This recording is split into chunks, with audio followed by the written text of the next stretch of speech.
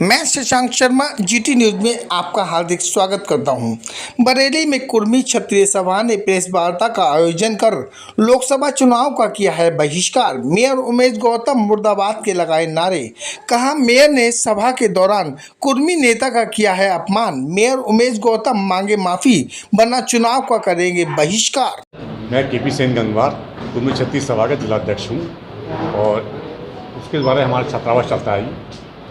तो हम लोग यहाँ पर जो इकट्ठे हुए हैं वो संतोष गंगवार साहब हमारे जो वरिष्ठ नेता हैं, हमारे समाज के हैं, समाज के क्या पूरे समाज के नेता हैं वो, और 40 वर्षों से जिनका अपना मतलब एक छत्र राज रहा है और अपने सबके प्रिय नेता रहे हैं, उनके लिए उमेश गौतम साहब ने सभद्र भाषा का प्रयोग किया है। उसके लिए समाज में बहुत बड़ा रोष है और समाज चाहता है कि या तो वो सार्वजनिक तौर से माफ़ी मांगे या अपना इस्तीफा दें। और क्योंकि मतलब ये बहुत अफसोस की बात है कि राजनीति में इतनी मतलब निचली सतह तक मतलब पहुंच जाए वार्ता, ये एक शर्म की बात है और उसमें हमारे मतलब हाईकमान को संज्ञान लेना चाहिए। और जहाँ तक चुनाव का सवाल है कि अगर मतलब यही तरह तो ये मतलब उमेश गौतम साहब को अपनी बातों के लिए भविष्य में भुगतना ही पड़ सकता है।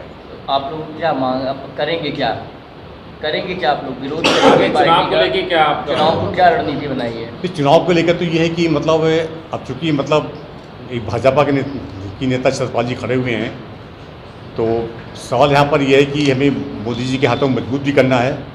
तो इलेक्शन में तो खैर हमें वोट उनको ही देना है, उनको जिताना है जो प्रत्याशी हैं मतलब भाजपा के। लेकिन हम जो गंदी राजनीति है, हमें इसके बारे में रोष है। लेकिन उमेश गौतम जी ने एक भी बार नाम नहीं लिया, किसी कैंडिडेट का नाम नहीं लिया, ना संतोष जी का नाम लिया, ना किसी जाति समाज वर्ग विशेष को गाली दी है। तो आप लोग कैसे कह सकते हैं कि उन्होंने उन्हीं के लिए ऐसा कहा? तो किसके लिए कहेंगे? आपने वीडियो देखा था क्या? ऑडियो वीडियो आपने देखा है? हाँ देखा है। क्या कहा है उसमें? जो भी शब्द रोके मैं क्या करना नहीं चाहता सभा के अंदर, जो सबको पता है, आपको पता नहीं, लेकिन वहाँ तो प्रत्याशी भी मौजूद थे आपके। अगर ऐसा तो प्रत्याशी मौन रहे तो उनकी कमी रही गई। प्रत्याशी को विरोध करना तो चाहिए, विरोध करना चाहिए था, यहाँ से वॉकआउट करना चाहिए था। तो ऐसे प्रत्याशी का पक्ष में रहेंगे आप लोग, वोट देंगे ऐसे प्रत्याशी को जो मौन था? दुख तो इसी बात का है कि उसके बावजूद हमें वोट देना है, क्योंकि बात का सवाल तो देश का आता है। देश के लिए मोदी के हाथ मजबूत करने हैं, इसलिए हमें उनको वोट देना है। कल तक समाज के लोग कह रहे कि हम चुनाव का बहिष्कार करेंगे, हम बीजेपी को वोट नहीं देंगे, हम सपा को लड़ाएंगे। हमारी सभा से हमारे तरफ से कोई ऐसा स्टेटमेंट नहीं है। आपके संगठन से है नहीं, पर हमारा समाज किसी भी पार्टी का समाज नहीं है। हमारे समाज की पार्टी को समाज की बात करते हैं। हमारे एक व्यक्ति बात कर लें, हमारा समाज जो है ये मतलब किसी राजनीति से प्रेरित नहीं है। सही बात बोलना हमारा फर्ज है और सही बात बोलते हैं।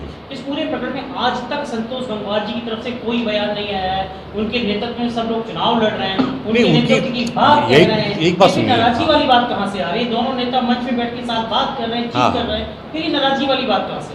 देखिए, तो हमारे जो नेताजी हैं मतलब आदरणीय संतोष जी, वो एक शालीन व्यक्ति हैं।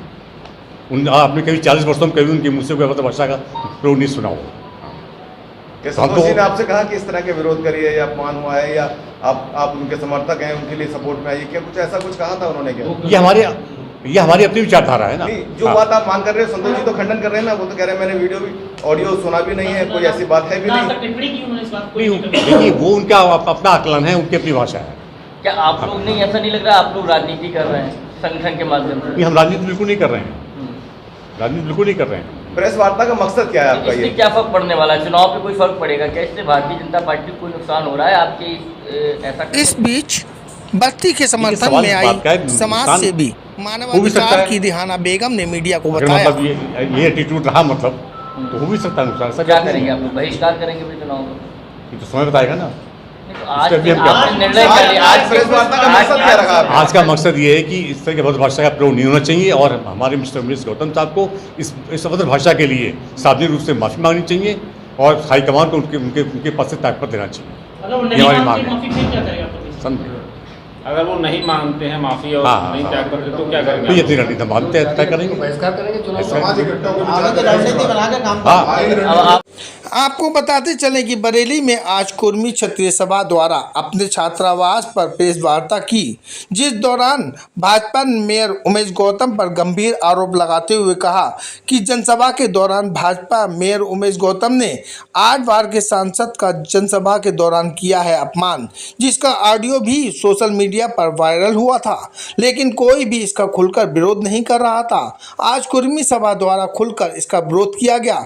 इससे साफ तौर पर कहना था कि अगर उमेश गौतम माफी मांगे नहीं तो इस बार लोकसभा चुनाव का किया जाएगा पूरी तरीके से बहिष्कार।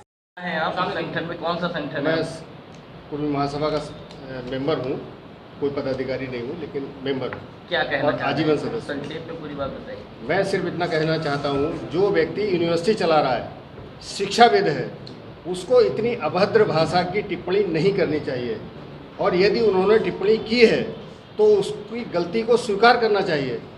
वो स्वीकार करें कि हाँ, हमसे ये गलती हुई है, आइंदा कभी गलती ऐसी नहीं होगी। और यदि वो इस गलती को नहीं मानते हैं तो हमारा आखिरी मकसद उनका विरोध करना है, और जहाँ तक हम उनकी तरह अभद्र भाषा इस्तेमाल नहीं कर देंगे, लेकिन शालीनता के तौर पर हम जितना उनका विरोध कर सकते हैं वो विरोध करेंगे। आपको लगता है किस कि आप तरीके से विरोध करेंगे, क्या करेंगे? चुनाव का बहिष्कार? चुनाव का बहिष्कार करेंगे, बिल्कुल सीधी सी बात है।